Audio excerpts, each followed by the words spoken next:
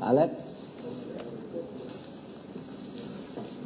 Saudara sekalian, seluruh rakyat Indonesia dan terutama di Provinsi Papua, saya akan menyampaikan pengumuman atau informasi terbuka kepada publik tentang situasi keamanan di Papua, khususnya Jayapura hari ini.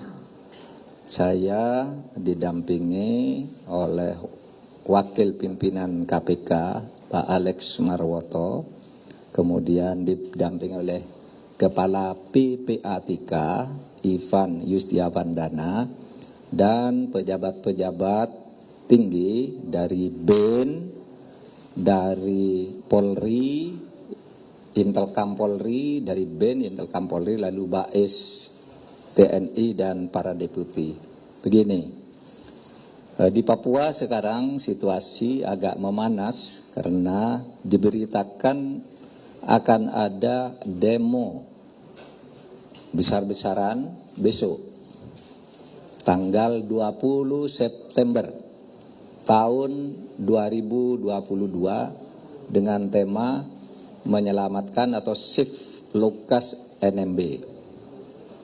Latar belakangnya karena Lukas NMB sebagai gubernur itu telah ditetapkan sebagai tersangka oleh KPK beberapa waktu yang lalu dan sekarang merasa terkurung di rumahnya, di rumah gubernur.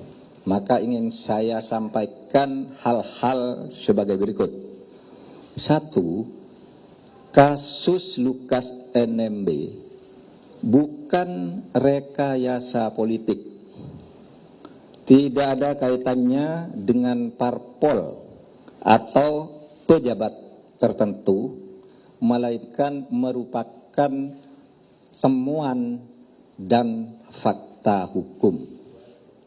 Dan ingin saya sampaikan bahwa dugaan korupsi yang dijatuhkan kepada Lukas NMB yang kemudian menjadi tersangka, bukan hanya terduga, bukan hanya gratifikasi 1 miliar.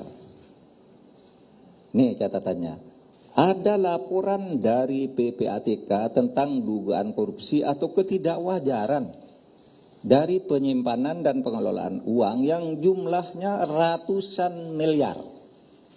ratusan miliar dalam 12 hasil analisis yang disampaikan ke KPK.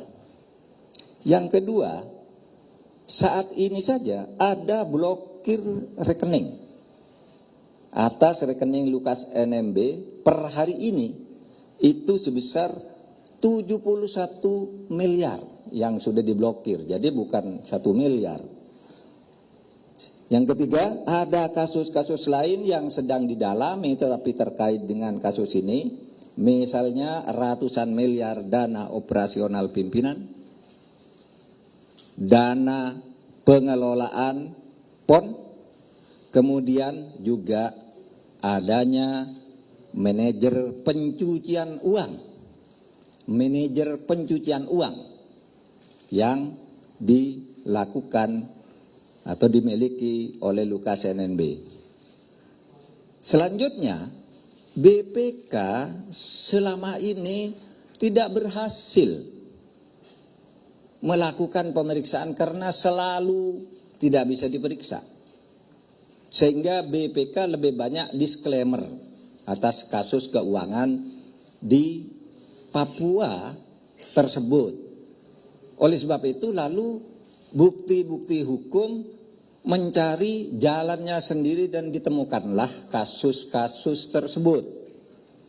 Kemudian, saudara, oleh sebab itu sebuah artikel yang beredar yang mengatasnamakan pendeta atau gembala Dr. A.G. Sokrates Yoman yang menyebut bahwa Lukas pada bulan Maret tahun 2019 ke Jakarta untuk berobat dan tinggal di Jakarta karena ada COVID, ada lockdown, sehingga pada bulan Mei 2019 dia meminta Tono untuk transfer uang 1 miliar melalui BCA. Itu sangat tidak logis karena COVID-19 itu terjadi pada tahun 2020. Bagaimana dia sudah lockdown dan mengirim uang ke lockdown COVID tahun 2019. Gitu. Sehingga itu sangat menyesatkan publik. Seakan-akan uang 1 miliar itu terjadi pada saat COVID, padahal di COVID-nya itu dia menyebutnya 2019, jauh setahun. Dan lockdownnya itu di Indonesia saudara tahu itu tahun 2020 dan tahun 2019 ini ditulis 2 kali di surat ini, bukan keliru ketik gitu, karena 2 kali ditulis. Nah, saudara sekalian,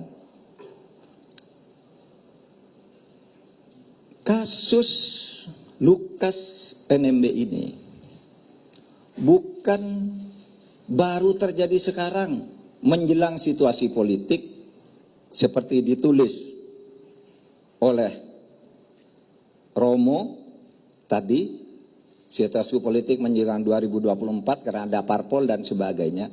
Karena saya persilakan saudara membuka berita, membuka situs tanggal 19 Mei tahun 2020. 19 Mei tahun 2020 saya selaku Menko Polhukam sudah mengumumkan adanya 10 korupsi besar. 10 korupsi besar di Papua dan ini masuk di dalamnya. Itu bukan sekarang, itu tahun 2020. Saya sudah umumkan dan saudara semua wartawan sudah menulis. Gitu. Nah, oleh sebab itu juga saya mencatat setiap tokoh Papua datang ke sini, apakah tokoh pemuda, apakah tokoh agama, tokoh adat, itu datang ke sini selalu nanya, kenapa kok didiamkan? Kapan pemerintah bertindak atas korupsi itu? Kok sudah mengeluarkan daftar 10? Kok tidak ditindak? Gitu. Nah, saudara sekalian, oleh sebab itu kepada saudara Lukas NMB, menurut saya, ya kalau dipanggil KPK datang saja. Jika tidak cukup bukti, kami ini semua yang ada di sini menjamin dilepas. Nggak ada, nggak akan dihentikan itu. Tetapi kalau cukup bukti ya harus bertanggung jawab karena kita sudah bersepakat membangun Papua yang bersih dan damai sebagai bagian dari program pembangunan Negara Kesatuan Republik Indonesia. Saya persilakan Bapak Iwan Yustiavandana untuk menyampaikan secara singkat tentang data-data yang saya sebut tadi. Silakan Pak Iwan. Bismillahirrahmanirrahim. Assalamualaikum warahmatullahi wabarakatuh. Terima kasih Pak Menko. Jadi teman-teman, sesuai dengan apa yang disampaikan oleh Pak Menko, jadi proses terkait dengan LE ini sudah dilakukan sejak 5 tahun lalu, tepatnya di 2017. Jadi sejak 2017 sampai hari ini PPATK sudah menyampaikan hasil analisis sebanyak 12 hasil analisis kepada KPK. Variasi kasusnya ada setoran tunai, kemudian ada setoran melalui nomini-nomini ya, pihak-pihak lain. Angkanya dari 1 miliar sampai ratusan miliar. Sebagai contoh teman-teman, sebelum dalam waktu singkat ini terkait dengan penghentian, salah satu hasil analisis itu adalah terkait dengan transaksi setoran tunai yang bersangkutan di kasino judi senilai 55 juta dolar atau 560 miliar rupiah.